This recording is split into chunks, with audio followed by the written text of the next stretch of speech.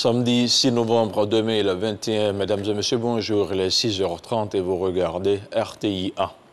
Vendredi, le président de la République, Alassane Ouattara, a présidé au palais de la présidence de la République la cérémonie de remise des prix d'excellence. 84 prix ont été décernés à 48 personnes physiques et 36 personnes morales qui ont reçu chacune un trophée, un diplôme et un chèque de montant de 10 millions de francs CFA. Le chef de l'État a salué la tenue de la 8e édition de la Journée nationale de l'excellence, une journée qui vise à célébrer le mérite et l'excellence et à distinguer les citoyens les plus talentueux de notre société. Le compte-rendu de Jérôme Kofi Aboulan. La Côte d'Ivoire de l'excellence, une idée du président de la République Alassane Ouattara au parfum émulateur. Par conséquent, le prix national d'excellence est institué pour magnifier les plus méritants au travail et partant susciter en chacun le goût de l'effort nécessaire pour assurer le développement au bénéfice de tous. L'édition 2020-2021 du prix national d'excellence vient donc récompenser 84 lauréats. Personnalités physiques et morales, elles sont toutes respectivement l'émanation parfaite de leurs différents domaines d'activité. Excellence, Monsieur le Président de la République, est incarnée ici la manifestation tangible de votre attachement absolu à la promotion des valeurs d'effort, d'engagement et de mérite, à celles gravées au frontispice de notre République, union, discipline, travail, chemin exigeant mais lumineux dans la quête de l'atteinte de l'excellence. Ainsi, les lauréats qui vous sont présentés ce jour sont ceux dont les dossiers avaient été analysés et validés par le comité technique en 2020. À ces lauréats ont été ajoutés les meilleurs élèves des secteurs de l'éducation et de la formation professionnelle et technique, sélectionnés à l'issue des examens de fin d'année scolaire 2021. Excellence, Monsieur le Président de la République, au titre des prix décernés, 84 prix répartis comme suit. 48 personnes physiques, dont 27 hommes, 20 femmes et un couple. 36 personnes morales, dont 11 structures publiques, 15 entreprises privées, 3 sociétés coopératives et organisations non gouvernementales, 5 associations de développement et organisations socioculturelles et 2 collectivités territoriales. Pour recevoir leur prix, tous les lauréats appelés se sont déplacés par vagues successives. Leurs récompenses leur ont été remises des mains du président de la République, Alassane Ouattara, de la première dame Dominique Ouattara, du premier ministre Jérôme Patrick Achi et d'autres personnalités de haut rang, notamment des présidents d'institutions. Le président de la République, en les félicitant, a dit sa fierté de les voir comme des modèles et les a encouragés à le demeurer. Les hommes et les femmes que nous venons de récompenser ont été reconnus pour avoir donné le meilleur d'eux-mêmes dans la probité, la discipline et le travail. Ils ont ainsi contribué à renforcer le cercle vertueux qui fonde la fierté de notre nation. Chers lauréats, vous êtes des modèles, oui, des modèles pour vos collègues, vos amis, vos familles et plus généralement pour l'ensemble de nos concitoyens. Vous devez en être fiers. Afin de le demeurer, vous devez continuer à travailler avec acharnement et abnégation, dans un esprit de rigueur et de probité, et je vous y encourage fortement, et je sais que c'est bien cela votre ambition. Cette tribune m'offre également l'occasion d'adresser mes chaleureuses félicitations à nos jeunes étudiants admis au concours d'entrée des meilleures grandes écoles françaises, notamment l'École polytechnique de Paris, HEC Paris, EM Lyon, EDHEC, l'École des hautes études commerciales, et l'ENESTA, l'École nationale supérieure des techniques avancées. Comme j'ai l'habitude de le souligner, le manque de ressources financières ne devrait pas être un frein à la poursuite des études de nos brillants jeunes. Ils bénéficieront donc du programme de bourse d'études d'excellence que nous avons initié depuis 2015.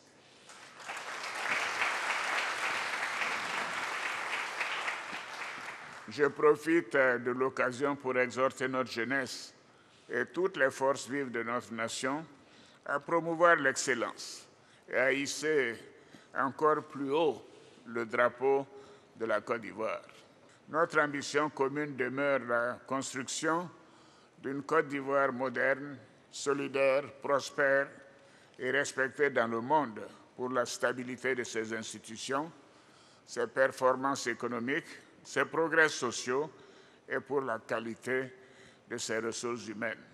Une photo de famille permet d'immortaliser l'événement, une image tout à fait parlante où l'on voit autour du président Alassane Ouattara des lauréats heureux, chacun tenant son prix composé d'un diplôme, d'un trophée et d'un chèque d'une valeur de 10 millions de francs CFA, comme c'était le cas lors des éditions précédentes. Et en marge de la 8e édition de la Journée nationale de l'excellence, le chef de l'État a fait une importante annonce.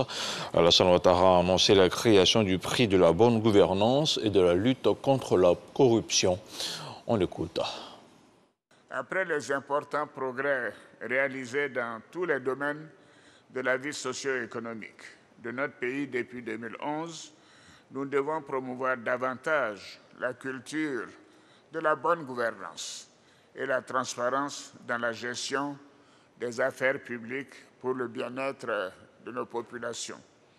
C'est pourquoi j'ai créé récemment un département ministériel en charge de la bonne gouvernance, du renforcement des capacités et de la lutte contre la corruption. Monsieur le Premier ministre, pour marquer tout l'intérêt que nous accordons à cette problématique, je vous demande d'instaurer un nouveau prix portant sur la bonne gouvernance et la lutte contre la corruption afin de mettre en lumière les personnes physiques ou morales qui se distingueront par leur intégrité dorénavant.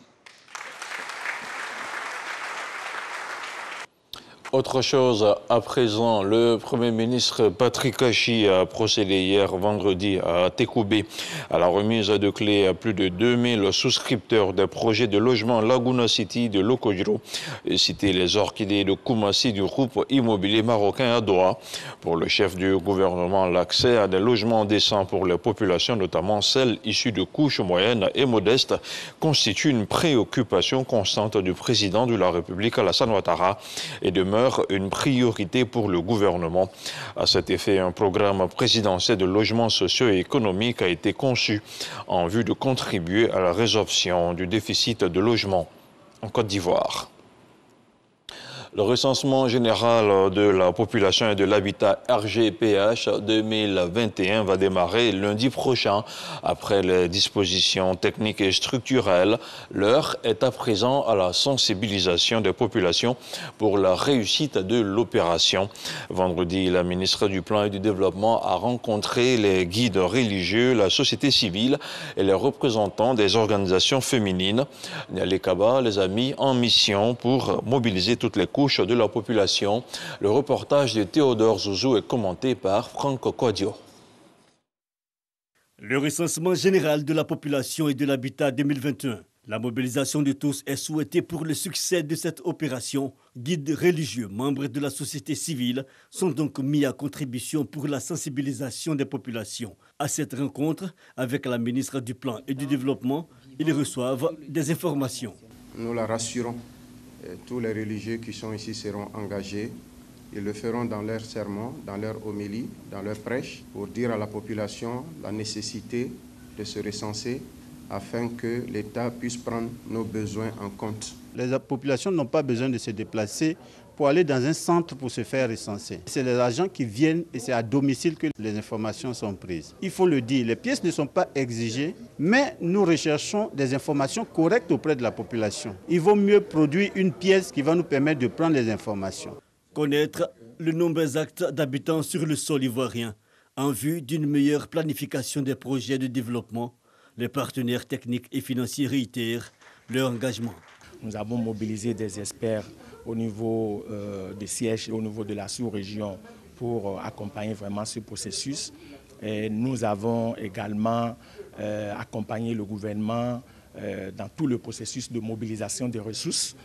Selon la ministre Nialé Kaba, l'implication des guides religieux et leaders d'associations est nécessaire. J'ai souhaité cette rencontre pour solliciter votre appui total pour l'adhésion des populations et particulièrement l'adhésion de vos fidèles. Et pour bien mener l'activité, nous savons que vous avez la possibilité d'amplifier le message à travers vos radios confessionnelles. Le recensement général des populations de l'habitat 2021 est la 5e du genre en Côte d'Ivoire. Il débute ce lundi 8 et prend fin le 28 novembre prochain. Afin de parvenir à une solution durable dans la crise des doctorants ivoiriens, le ministre de l'Enseignement supérieur et de la Recherche scientifique a fait des propositions. Adama Diawara a annoncé le recrutement de 450 enseignants au premier trimestre 2022. Le ministre a également invité ses hôtes à prospecter le domaine de l'enseignement supérieur privé et l'auto-emploi. L'éclairage de Didier Nguessan. Échange à bâton rompu entre les docteurs non encore recrutés et leur tutelle, le ministère de l'Enseignement supérieur et de la Recherche scientifique. L'arbitrage est l'affaire de Soro Mamadou, conseiller chargé du dialogue social. Tour à tour, Olivier Dali et Martial Adou ont égrené les difficultés liées à la procédure de recrutement. Ils font des propositions. Toute cette plaidoirie pourrait se résumer en cette seule phrase. Le souhait de la signature d'un décret présidentiel allégeant les procédures administratives et réduisant les coûts du recrutement des docteurs. Le nombre de docteurs non encore recrutés est, selon le ministère, 1120 et non 3000, comme annoncé par le collectif. Adama Diawara annonce la réforme de la procédure de recrutement. Un seul dépôt de candidature, un seul concours. On va filtrer de telle sorte que ceux qui rentrent soient en nombre restreint pour avoir une formation de qualité, un encadrement de qualité. Et en plus, quand ils sortent, ils sont à 90%. Ils ont 90% de chances d'être recrutés. Cette année, 610 enseignants-chercheurs ont été recrutés, dont 160 glissements catégoriels. Pour 2022, le ministère du Budget prévoit 450 postes à pourvoir au premier trimestre. Autre chose, à présent, les 10e journées de valorisation de l'agriculture viennent d'être lancées à Abidjan. Elles permettront au grand public d'être informé sur les activités du monde paysan et les innovations du gouvernement ivoirien en la matière. Pour les organisateurs, il s'agit à terme de réduire la pauvreté et d'assurer une croissance inclusive dans la gestion des pertes post-récolte. On en parle avec Cheikh Koné. 50 000 personnes attendues pour cette 10e édition des Journées nationales de valorisation de l'agriculture. C'est la ville de Yamoussoukro qui abritera les festivités pour cette édition. L'innovation de cette année est la célébration des 10 ans d'engagement et d'action concrète de l'Agence pour la valorisation de l'agriculture. Je lance un appel à l'endroit de tous. Parce que l'agriculture, c'est l'affaire de tous. Tant que vous n'avez pas mangé ou consommé quelque chose de l'agriculture, vous ne pouvez pas faire de discours. Donc quand on célèbre les acteurs du secteur agricole qui ont travaillé durant toute une année, il faut venir leur rendre hommage. Ces journées placées sous la tutelle du ministère de l'Agriculture et du Développement rural font office de rendez-vous inédit pour le secteur agricole.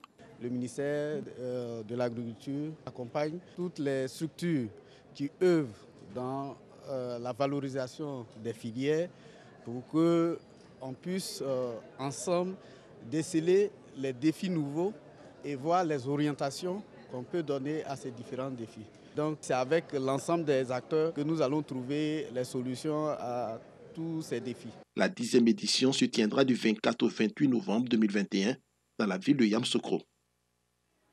Place à présent à l'actualité internationale avant de refermer ce flash d'information. L'attaque djihadiste contre une position de l'armée a eu lieu à Dagné dans l'ouest du Niger, une zone déjà endeuillée en début de semaine où 69 civils sont morts dans une embuscade selon le gouvernement. L'attaque commise par une colonne de terroristes lourdement armés à bord de véhicules et une dizaine de motos a tué 11 soldats et fait un blessé. blessés, selon un communiqué du ministère de la Défense lu à la télévision publique. D'après les autorités, des ratissages sont en cours pour retrouver les assaillants. Cette attaque intervient au premier jour du deuil national mis en place après un massacre en début de semaine dans la même région. Un convoi aurait été visé par des bandits lourdement armés qui ont fait 69 morts à Badi-Babougou. Et puis du sport, du football pour terminer ce flash d'information dans la nuit de vendredi à samedi. Le FC Barcelone a officialisé l'arrivée de son nouvel entraîneur. Après plusieurs jours de rumeurs, c'est enfin officiel. Xavi Hernandez arrive sur le banc du Barça. L'ancien milieu du Barça, joueur chez les Blaugrana de 1998 à 2015, s'est engagé pour 2 saisons et demie, soit jusqu'en 2024. L'Espagnol âgé de 41 ans a été libéré de son contrat avec le club qatari d'Al-Sadd où il avait terminé sa carrière de joueur avant d'en devenir l'entraîneur principal. À Barcelone, il succède à Ronald Koeman, limogé le 27 octobre dernier, et à Sergi Barjuan qui assurait l'intérim. Le club en souffrance sportivement et économiquement ces dernières années annonce que Xavi doit arriver durant le week-end avant d'être présenté lundi prochain au Camp Nou, son terrain d'entraînement. Et c'est ici que l'on s'arrête pour ce 6h30. Merci de l'avoir suivi. L'info continue sur les www.rti.ci.